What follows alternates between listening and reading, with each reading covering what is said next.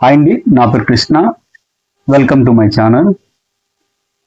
ఈరోజు మనం చెప్పుకునే టాపిక్ ఏంటి అంటే బౌద్ధం మరియు జైనం గురించి తెలుసుకుందాం. బౌద్ధ మతం,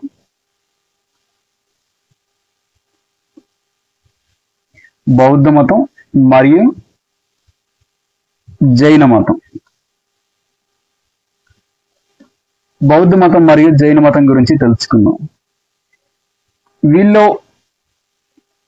ఇద్దరు కూడా మ్యాక్సిమం ఒక ఏజ్ అనుకుంటారు. జనరల్గా బౌద్ధం అండ్ జైనం అనేది ఒక ఏజ్ అనుకుంటారు. కాదండి, జైనిజం ముందు నుంచి ఉంది. జైన మతం ఓల్డ్ అండి, కంపేర్ టు బుద్ధిజం. ఓకే అండి.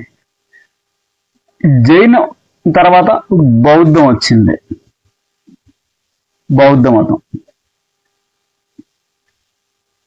జనరల్గా ఈ రెండు రావడానికి గల కారణం ఏంటి అంటే, ఇది ఏ శతాబ్దంలో వచ్చాయంటే క్రీస్తు పూర్వం 6వ శతాబ్దంలో వచ్చాయండి. క్రీస్తు పూర్వం 6వ శతాబ్దంలో వీళ్ళు వచ్చారు. ఓకే అండి. వీళ్ళు రావడానికి గల కారణం ఏంటి అంటే, ఒకటి మెయిన్లీ 2 రీజన్స్ ఉన్నాయండి. ఒకటి మతపరమైన అభివృద్ధి,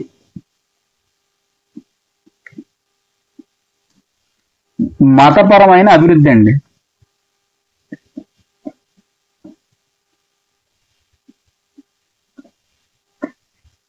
రెండు,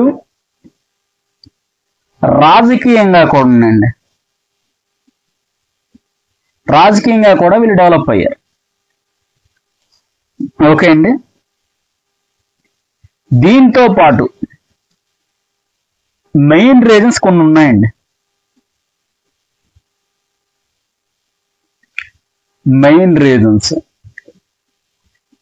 ఏంటి అంటే, ఫస్ట్దండి, బ్రాహ్మణుల ఆధిపత్యం పెరిగింది.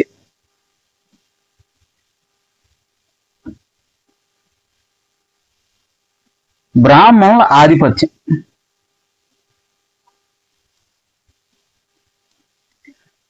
సెకండ్,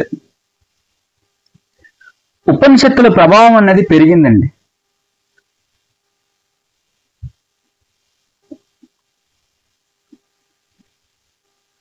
ఉపనిషత్తులు ప్రభావం ఒకటి పెరిగింది. నెక్స్ట్, ఆ టైంలో కుల వ్యవస్థ కూడా భారీగా ఉంది.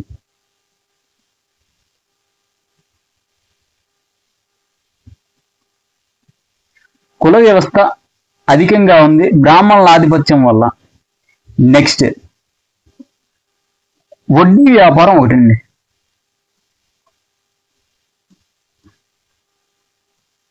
ఇవి మెయిన్ రీజన్స్ బౌద్ధ మతమైన జైన మతమైన ఆవిర్భవించడానికి కారణం. వీటితో పాటు అజీవక మతము వచ్చింది.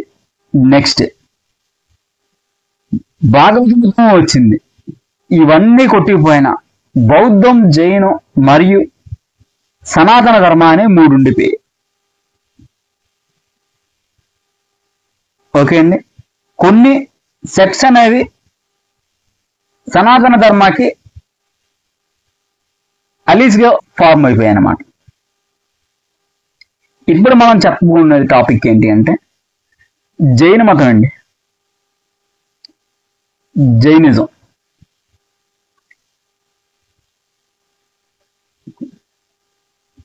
అదేంటండి, ఫస్ట్ ఎవరైనా బుద్ధిజం చెప్తారు, మీరేంటి జైనిజం చెప్తున్నారు అనుకోగలరు. వై? బికాస్ కంపేరిటివ్ గా బుద్ధిజం, జైనిజం అనేది ముందు నుంచి ఉంది. ఓకే అండి. జైనిజం ముందు నుంచి ఉంది. వీళ్ళకి జనరల్గా జైన మతంలో 24 తీర్థంకరులు ఉన్నారండి. 24 మంది తీర్థంకరులను ఏమని పిలుస్తారు అంటే, జనరల్గా ఇన్ టెర్మినాలజీ చెప్తున్నాను, తర్వాత చెప్దాం. 24 మంది గురువులు. ఓకే అండి. వీళ్ళకి 24 మంది గురువులు ఉన్నారు. ఆ గురువుల్ని ఏమని పిలుస్తారు అంటే తీర్థంకరులు అని పిలుస్తారండి.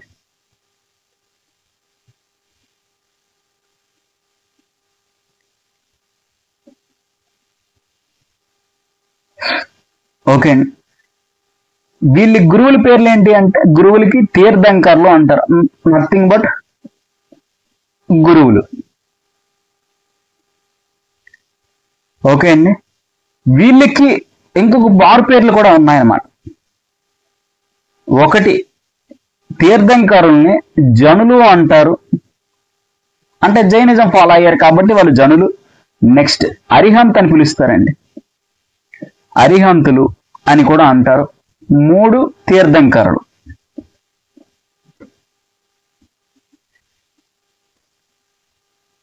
ఓకే అండి. నెక్స్ట్, తీర్థంకరులు అంటే ఏంటంటే ఒక జీవి జీవన స్రవంతిని దాటడానికి వంతెన అని చెప్పేసి తీర్థంకర అంటారండి. అంటే ఒక వ్యక్తి ఇప్పుడు పుట్టిన మనిషి అనేది జీవితం స్టార్టింగ్ నుంచి ఎండింగ్ వరకు దాటడానికి ఒక వంతెనగా అనుకుంటే, లైఫ్ స్పాన్ ఉంది ఒక వ్యక్తి ఫ్రమ్ బర్త్ టు డెత్, ఆయన్ని గైడ్ చేసేవాడిని ఏమని పిలుస్తారు అంటే తీర్థంకర. అంటే గురువు వారధ లెక్క దాటించాడు అని చెప్పేసి వాళ్ళని తీర్థంకర అంటారు. ఓకే అండి. నెక్స్ట్ అండి, జైన మతంలో చెప్పుకోవడానికి మెయిన్ 2 రకాలుగా జైన్ తీర్థంకర్లు ఉన్నారు. ఒకటి, తీర్థంకర్లు 24 అని చెప్పానుగా, 24 తీర్థంకరుల్లో 1 to 22 అండి. వీళ్ళేంటి అంటే పౌరాణిక గురువులండి, పౌరాణిక గురువులు లేక పురుషులు. నెక్స్ట్ 20 to 24 అనేది ఉన్నది కదా, వీళ్ళకి ఏంటి అంటే చారిత్రక పురుషులు అంటారండి, చారిత్రక గురువులు. ఓకే. నెక్స్ట్,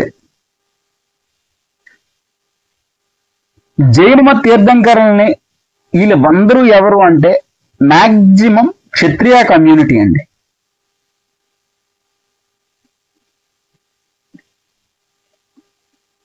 వీళ్ళందరూ ఏ కమ్యూనిటీకి చెందినవారు అంటే తీర్థంకరులు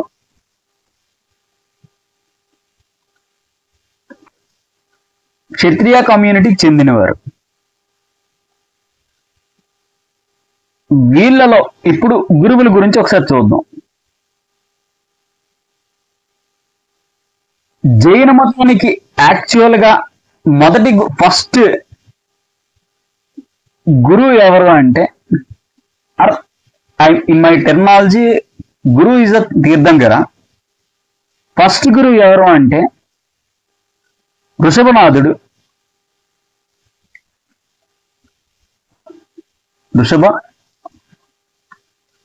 వృషభనాథుడు ఇంపార్టెంట్ బిట్ అండి. నెక్స్ట్, ఇంపార్టెంట్ అయిన కొన్ని క్యారెక్టర్స్ అని చెప్పానుగా, 23వ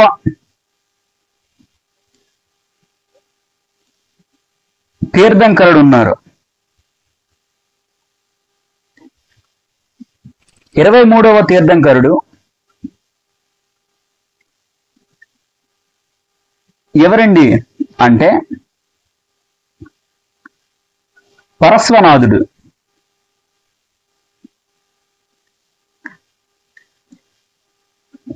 ఈయనేంటి అంటే చారిత్రక పురుషుడు అండి.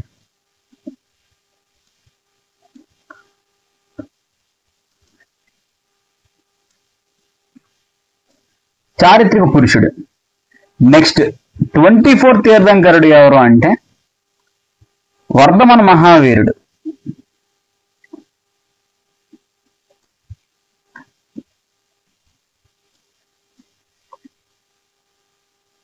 ఈయన కూడా చారిత్రక పురుషుడే, వర్ధమాన్ మహావీరుడు.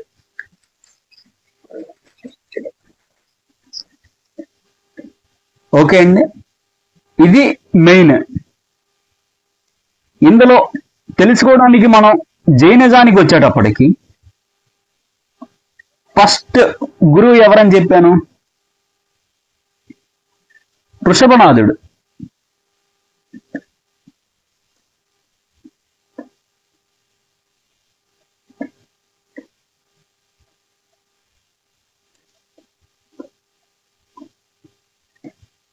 వృషభనాథుడు అని చెప్పాను కదండి, ఫస్ట్ గురు.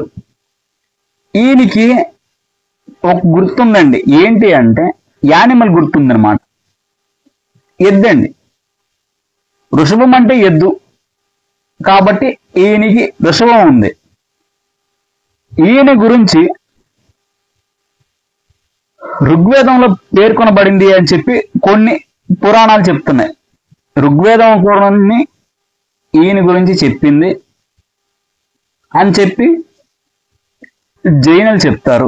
నెక్స్ట్, జైన గురువుగా వచ్చిన వృషభనాథుడు ఋగ్వేదం ప్రకారం ఈయన ఏంటి అంటే నారాయణ అంశ అంటారు, నారాయణుడు ఈయన అంటారు. ఓకే అండి. సెకండ్ పాయింట్ అంటే 23rd అయిన గురువు ఎవరండి? 23వ తీర్థంకరుడు. 23వ తీర్థంకరుడు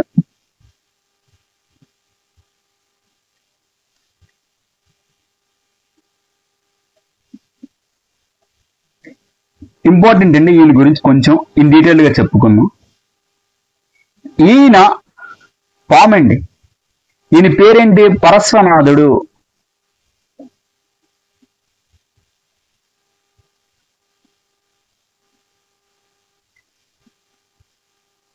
నేమ్ పరశ్వనాథుడు. ఈయనకి ఇచ్చే సింబల్ ఏంటి అంటే పాము. ఈయనకి ఇచ్చే సింబల్ పామండి. ఈయన ఏంటి అంటే ఈయన వచ్చిన తర్వాత జైనం అనేది చారిత్రక పురుషుడి కింద ఈయన్ని పోలుస్తారండి. లాస్ట్ నుంచి సెకండ్ పర్సన్ మనం ముందే చెప్పుకున్నాం. ఈయన 4 ధర్మాన్ని బోధించాడు. ఈయన 4 ధర్మాలు బోధించాడు. జైనులు ఆ 4 తప్పకూడదు అంటారన్నమాట. 1, సత్యం చెప్పాలి. నెక్స్ట్, అహింస. 3rd, అపరిగ్రహం. 4th, అస్థేయం.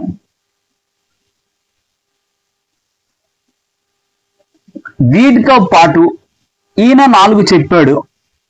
24వ తీర్థంకరుడైన వర్ధమాన్ మహావీరుడు ఏం చేశాడు? దీంతో పాటు ఇంకోటి పెట్టాడు అనమాట. అది ఏంటి అంటే బ్రహ్మచర్యం కూడా పాటించాలి. అంటే వీళ్ళకి మొత్తం 5 అయ్యాయి అనమాట. ఈయన చెప్పింది 4 ధర్మాలు ఉన్నాయి: సత్యం, అహింస, అపరిగ్రహం, అస్థేయం. తర్వాత చెప్దాం దాని గురించి ఇన్ డీటెయిల్గా. ఓకే అండి. ఇప్పుడు ఇంపార్టెంట్, అందరిని జైన మతం గురించి చెప్పుకునేటప్పటికల్లా వర్ధమాన్ మహావీరుడి మెయిన్ గా పేర్కొంటారు.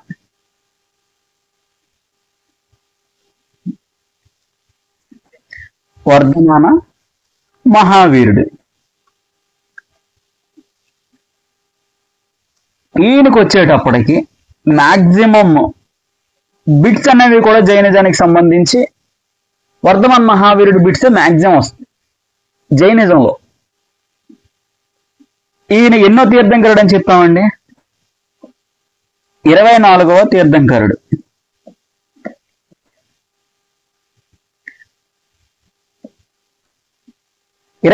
తీర్థంకరుడు. ఈయన నిజమైన జైన మతాన్ని స్థాపించాడు.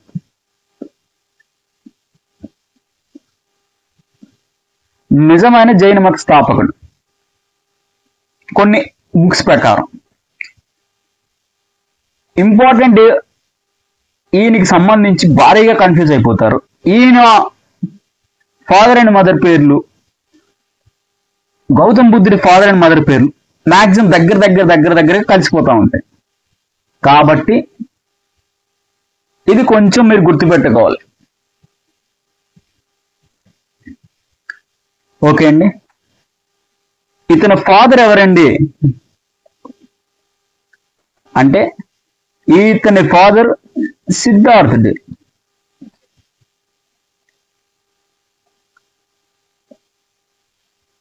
ఇతని ఫాదర్ సిద్ధార్థుడు. మరి మదర్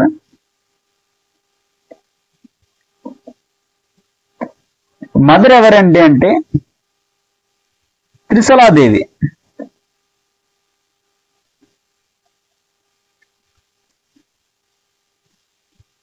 ఈవిడ ఎవరు అంటే లిచ్వి రాకుమారి.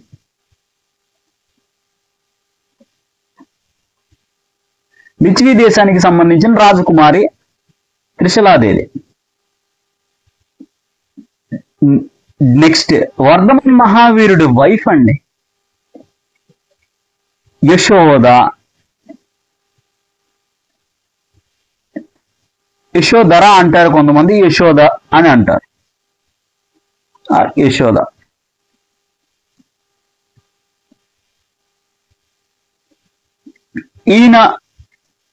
ఈయనకి కూతురు ఉన్నారు. కూతురు పేరేంటి? Daughter name. డాటర్ నేమ్ ఏంటి అంటే Priyadarshini.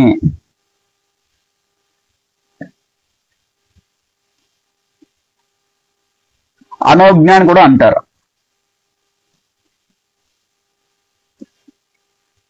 Daughter name Anojna Priyadarshini. Next ఇతనికి అల్లుడు ఉన్నాడు.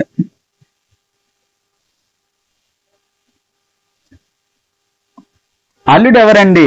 జామాలి అండి. ఓకే. ఇది ఈయన ఎక్కడ పుట్టాడు? Next important birth place. Birth place ఎక్కడ అంటే కుందా గ్రామం, కుందా విలేజ్, కుందా అండి. ఈయనకి ఎప్పుడు జ్ఞానోద్దేశం ఎక్కడైంది? జ్ఞానోద్దేశం అంటే జుంబికా వనం సాల్ వృక్షం కింద అయిందండి.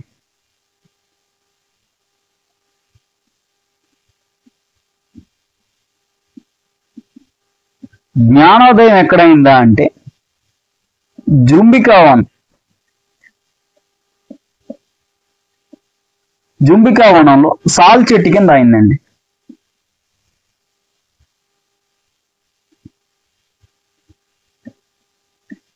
సాల్ వృక్షం కింద అయింది. ఈయన ఎప్పుడు పుట్టాడండి అంటే 540 BC ఇన్ కుందా విలేజ్. ఎక్కడ జ్ఞానాభ్యాసం వచ్చింది? సాల్ వృక్షం కింద జుంబికా వనంలో. ఈయన మరణం ఒకటి ఉందండి ఇంపార్టెంట్.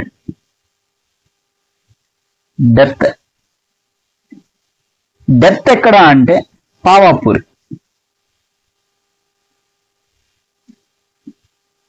పావాపురి ప్రజెంట్ అనేది దీన్ని ఎవరింట్లో చనిపోయారు అంటే హస్తిపాలుని గృహంలో చనిపోయాడండి. హస్తిపాలుడు ఇంట్లో చనిపోయాడు. వీళ్ళు మ్యాక్సిమం ఏమని చెప్పాము? అందరూ మ్యాక్సిమం క్షత్రియ కమ్యూనిటీ అన్నాం. వీళ్ళు ఏంటి అంటే జ్ఞాతిక కమ్యూనిటీ అండి. జ్ఞాత్రిక కమ్యూనిటీ.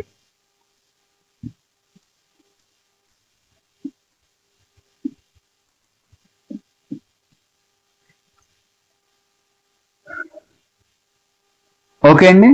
వర్ధమాన మహావీరుడి గురించి ఇంపార్టెంట్ టాపిక్స్ అనేది ఇందులో రాసా. ఈయన ఎప్పుడు చనిపోయారు అనేది కూడా చూడాలి.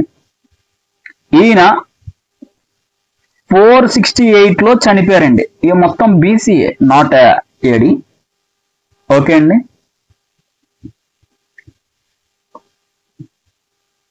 ఇతని శిష్యులు ఎంతమంది అంటే స్టూడెంట్స్, నెక్స్ట్ ఇంపార్టెంట్ మర్చి,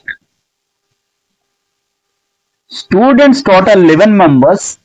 వీళ్ళని ఏమని పిలిచారు అంటే గాంధారులు అని పిలిచారు. Total 11 members. ఇతని గురించి ఇన్ డీటెయిల్డ్ గా ఇంకొకసారి రివైజ్ చేసుకుందాం. వర్ధమాన మహావీరుడు క్రీస్తు పూర్వం 540లో పుట్టి 468లో చనిపోయాడు. ఎక్కడ పుట్టాడండి అంటే కుందా విలేజ్ లో పుట్టాడు. ఈయన నిజమైన జైన మత స్థాపకుడు. ఈయన ఎన్నో నెంబర్ అండి అంటే 24వ తీర్థంకరుడు.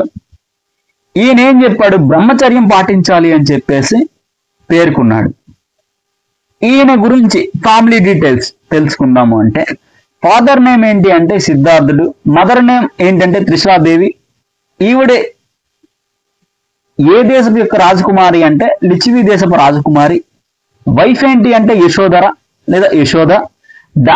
డాటర్ అంటే ఏంటి, కూతురు ప్రియదర్శిని, అల్లుడు జామాలి. వీళ్ళ యొక్క కమ్యూనిటీ ఏంటంటే జ్ఞాత్రిక కమ్యూనిటీ. ఎక్కడ పుట్టారు అంటే కొందా విలేజ్ అని చెప్పాం. ఈయన జ్ఞానోదేశం అయింది at the age of 42 years లో అయిందండి ఈయన జ్ఞానోదేశం. జుంబికా వనం సాల్ చెట్టు కింద అయింది. ఈయన డెత్ ఎక్కడ అయిపోయింది అంటే పాపాపురి హస్తిపాలని గృహంలో అయిందండి. ఈయనకి ఎంతమంది స్టూడెంట్స్ ఉన్నారు అంటే 11 మెంబర్స్ స్టూడెంట్స్ ఉన్నారు. వాళ్ళని ఏమని పిలిచారు, గాంధారులు అని పిలిచారండి. ఓకే, మాక్సిమం ఇది బిట్స్ కవర్ అయ్యే ఏరియా. దీంతో పాటు వర్ధమాన మహావీరుడికి కొన్ని బిరుదులు ఉన్నాయండి.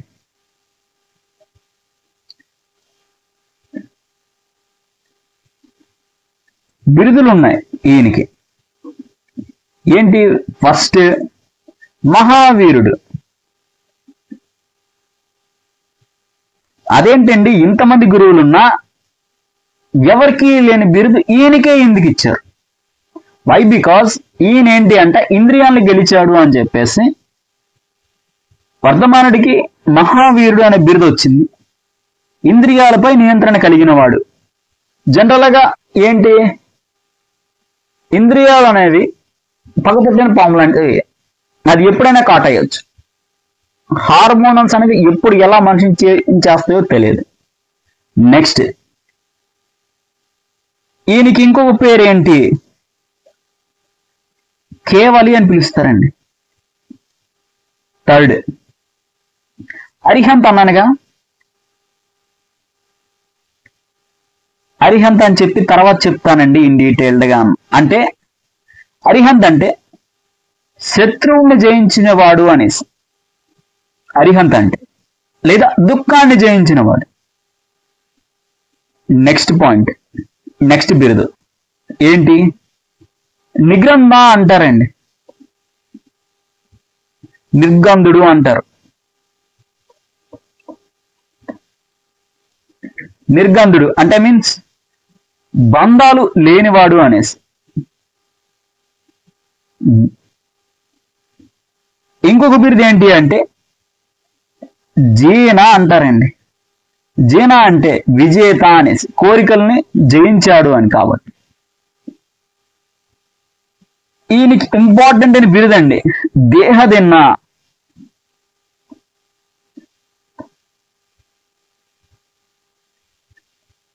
దేహదిన్న. వర్ధమాన మహావీరుడు, ఇవి బిరుదులు. ఈయనకి ఎలా జ్ఞానోదేశం అయింది, ఇవి గట్టున్నాయి, ఒకసారి చెక్ చేద్దాం. వర్ధమాన మహావీరుడు ఎన్నో ఇయర్ లో జ్ఞానోదేశం గురించి బయటికి వెళ్ళాడు అంటే కరెక్ట్ 30 years ఏదండి. 30 years లో సత్యాన్వేషణగా బయలుదేరి ఇంటి నుంచి బయటికి వెళ్ళిపోయాడు. ఈయన ఏం చేశాడు, ఒక గురువు దగ్గరికి వెళ్ళాడు. ఆ గురువు పేరేంటి అంటే ఎల్లో కలరు బ్లూలో పెట్టుకున్నాం. ఈయన గురువు దగ్గరికి వెళ్ళాడు.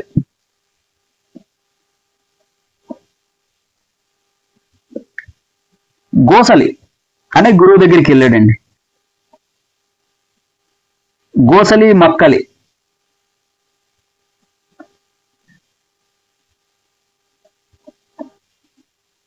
గోసలి మక్కల దగ్గరికి వెళ్ళి ఈయన ఏం చేశాడు, నియర్లీ 6 months సత్యాన్వేషణ గురించి ప్రయత్నించాడండి. 6 months. గోసలి మక్కల్ ఆయనకి గురువు.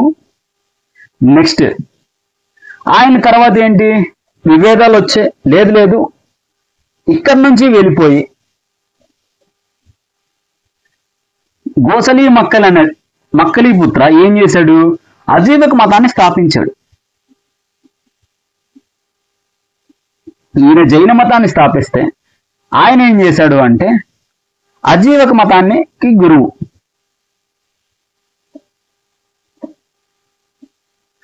అజీవక మతంకి గురువు ఎవరు అంటే గోసలి మక్కల్.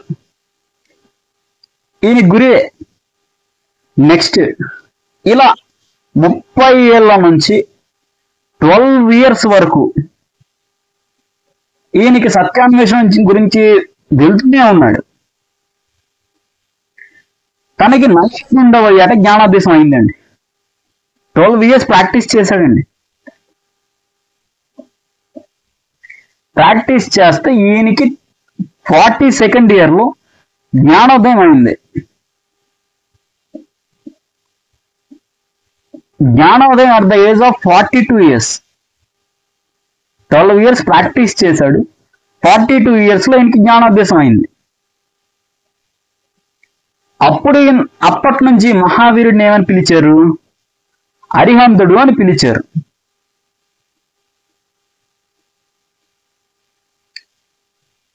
వీళ్ళకి హిందూ ధర్మం మీద ఉన్న కర్మ సిద్ధాంతంపై విశ్వాసం ఉంది. జనరల్ గా జైనులకి ఏంటి అంటే కర్మ సిద్ధాంతం మీద, హిందూయిజంలో ఉన్న కర్మ సిద్ధాంతం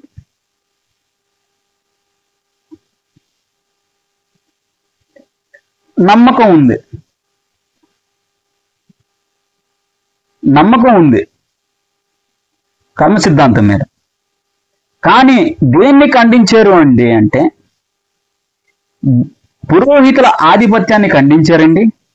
నెక్స్ట్ వేదాలు, కర్మకాండని ఖండించారండి. కర్మకాండలు, బ్రాహ్మణుల ఆధిపత్యాన్ని ఖండించారు, వ్యతిరేక. వీళ్ళకి కర్మ సిద్ధాంతం మీద నమ్మకం ఉంది. ఓకే అండి. వీళ్ళు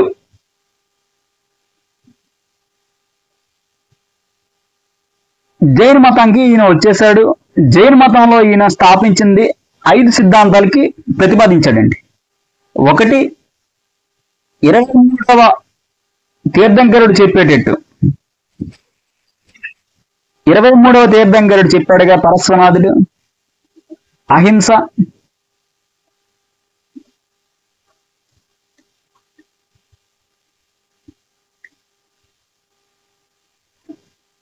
సత్యం,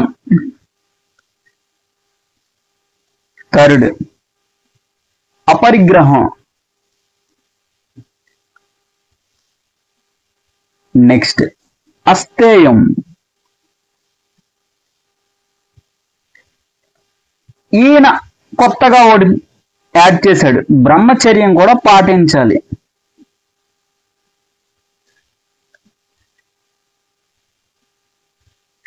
ఇది ఎవరు చేర్చారు అంటే మహావీరుడు చేర్చాడు.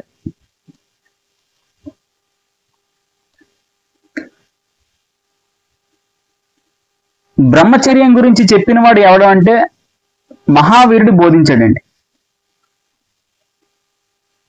మహావీరుడు ఎక్కడ చనిపోయాడు అంటే డెత్. ఇందాక చెప్పుకున్నాం మనం. ఎక్కడండి? పావాపురి.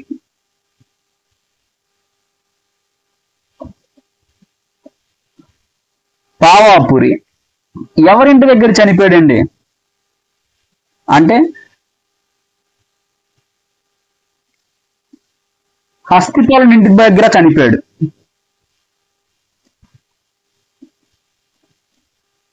హస్తిపాలుడి గృహంలో చనిపోయారు. దీనికి వచ్చేటప్పటికి ఇంపార్టెంట్ అయిన ఒక వ్రతం ఉందండి.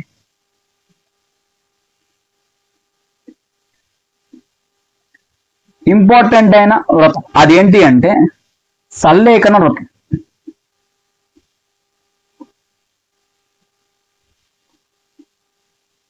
సల్లేఖన వ్రతం ఇది ఏంటి అంటే ఒక వ్యక్తి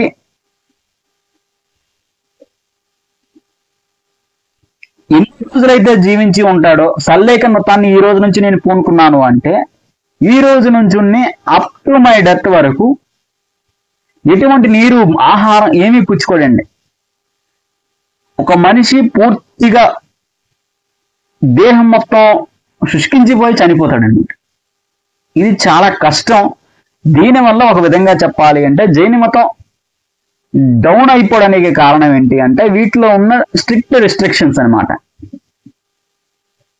ఓకే అండి, దీన్ని ఆచరించిన వాడికి ఒక మెయిన్ ఒక క్యాండిడేట్ ఉన్నారండి, చంద్రగుప్త మౌర్య. చంద్రగుప్తుడు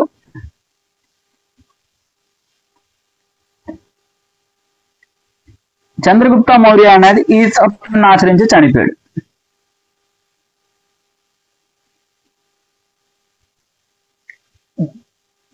ఇంకొకసారి ఇన్ని డీటెయిల్డ్ గా చెప్పుకున్నాం. ఈయనకి నెక్స్ట్ మత పరిస్థితులు ఎలా ఉన్నాయి అవి తర్వాత చెప్పుకుందాం.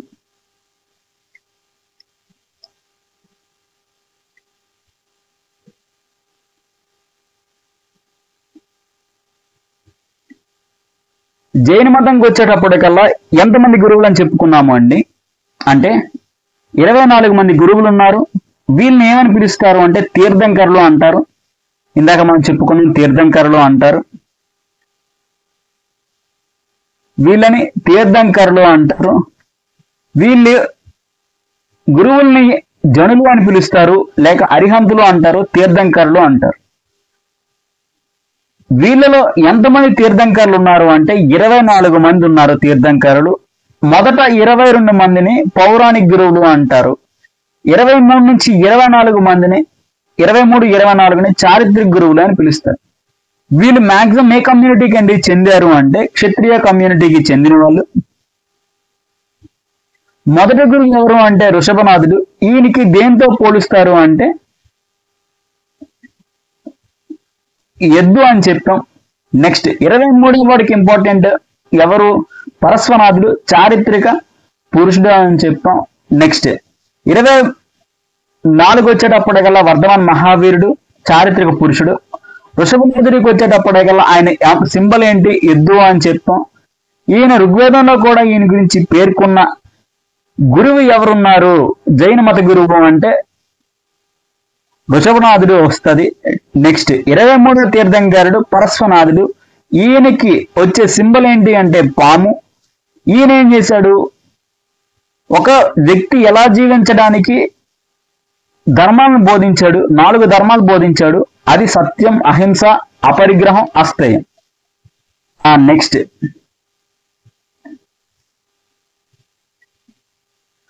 వర్ధమాన్ మహావీరుడు 24వ తీర్థంకరుడు. ఈయన ఎప్పుడు మనకి పుట్టారు అంటే నిజమైన జైన మత గురువు ఎవరైనా ఉన్నారు అంటే వర్ధమాన్ మహావీరుడు నిజమైన గురువు. ఈయన ఎప్పుడు పుట్టారు 540 బీసీలో పుట్టి 468 బీసీలో చనిపోయారు. ఎక్కడ పుట్టారండి అంటే కుందా విలేజ్ లో పుట్టాడు. చనిపోయింది ఎక్కడ అంటే పావాపూరిలో చనిపోయాడు. ఓకే, ఈయన యొక్క ఫాదర్ ఎవరు అంటే సిద్ధార్థుడు.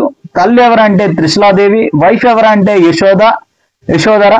డాక్టర్ ఎవరంటే ప్రియదర్శిని. అల్లుడు జామాలి. వీళ్ళు ఏ కమ్యూనిటీకి చెందిన వాళ్ళు అంటే జ్ఞాత్రిక కమ్యూనిటీస్ అండి. వీరి బర్త్ ప్లేస్ ఎక్కడ అంటే కుందా గ్రామం. ఈయన జ్ఞానోద్దేశం ఎక్కడైంది అంటే జుంబికా వనంలో సాల్ చెట్టు కింద. ఈయన యొక్క 11 మంది స్టూడెంట్స్ ఉన్నారండి. వాళ్ళని గాంధారులు అని పిలుస్తారు. నెక్స్ట్ అండి వర్ధమాన్ మహావీరుడికి వచ్చిన బిరుదులు ఏంటి? మహావీరుడు, కేవలి, అరిహంత్, నిగ్రంధుడు, జీన దేహదిన అని చెప్పాం. ఈయన ఎప్పుడండి సత్యాన్వేషణ గురించి బయటికి వెళ్ళాడు అంటే 30 years లో బయటికి వెళ్ళి ఈయన ఫస్ట్ ఎవర్ గురువు దగ్గరికి వెళ్ళిపోయాడు అంటే గోసలి మక్కల్ 6 నెలలు ఉన్నాడండి ట్రైనింగ్. 6 months ట్రైనింగ్ అండి ఇంది. 6 months ట్రైనింగ్ లో గోసలి మక్కల్ ఈయనకి కొన్ని బోధనలు చేశాడు. అది ఈయనకి నచ్చగా బయటకు వచ్చేశాడు. అజీవక మతానికి గోసలి మక్కల్ స్థాపించాడు. తర్వాత కఠోరమైన శ్రమ చేసి 12 years సత్యాన్వేషణ చేస్తూ ఉన్న వర్ధమానుడికి 42వ ఏట జ్ఞానోదయం అయింది. అట్ ద ఏజ్ ఆఫ్ 42 జ్ఞానోదయం అయింది. ఎక్కడ ఈయన జ్ఞానోదయం అయింది? మనకి జ్ఞానోదయం అయింది జుంబికా వనంలోని సాల్ వృక్షం కింద జ్ఞానోదయం అయింది. ఈయన 42 years లోని ఈయన ఏమయ్యాడు? వర్ధమానుడు కాస్త వర్ధమాన మహావీరుడు అయ్యాడు. ఎందుకంటే ఇంద్రియాల్ని జయించాడు కాబట్టి. ఈయన జైన మతం సనాతన ధర్మంలో ఉన్న కర్మ సిద్ధాంతాన్ని నమ్ముతుంది. కానీ ఖండించింది ఏంటి అంటే వేదాలను ఖండించింది, కర్మకాండలు ఖండించింది, మీన్స్ యజ్ఞాలు యాగాలు ఖండించింది, బ్రాహ్మణుల ఆధిపత్యాన్ని మెయిన్ ఖండించింది అంటే. ఓకే, నెక్స్ట్ అండి, ఈయన ఒక జైన మతానికి మెయిన్ ఇంపార్టెంట్ అయినది 4 సూత్రాలు ఉంటాయి. ఈయన వచ్చి 5వదైన బ్రహ్మచర్యం గురించి ఈయన చెప్పాడు. బ్రహ్మచర్యం కూడా పాటించాలి అని చెప్పేసి. ఈయన డెత్ ఎక్కడని చెప్పానండి? పావాపూరి హస్తిపాలని గృహంలో. ఈయనకి వచ్చేటప్పటికల్లా జైన మతంలోకి వచ్చేటప్పటికి అన్నిటికంటే ఇంపార్టెంట్ ఏంటి అంటే వ్రతం పేరు సల్లేఖన వ్రతం అంటారు. దీన్ని ఇంకొక పేరు కూడా పిలుస్తారు. అది జనరల్ గా మనకి గుర్తుండదు. దీన్ని ఏమని పిలుస్తారు అంటే సంతారా అని పిలుస్తారు. సంతారా వ్రతం అనేసి. ఇది జనరల్ గా సంతాన్ని ఎవరు గుర్తుపెట్టి అడగరు. ఎవరైనా మాక్సిమం అడిగేది సల్లేఖన వ్రతానికి ఏ రిలీజన్కి సంబంధించింది అంటే జైన మతం. సంతారా అనే వ్రతం ఏ రిలీజన్కి సంబంధించింది అన్నా కూడా జైన మతానికి సంబంధించింది. ఓకే అండి, నెక్స్ట్ క్లాస్లో జైన మతానికి సంబంధించి ఇంకొక టాపిక్ చెప్తాం. Okay, thanks for watching.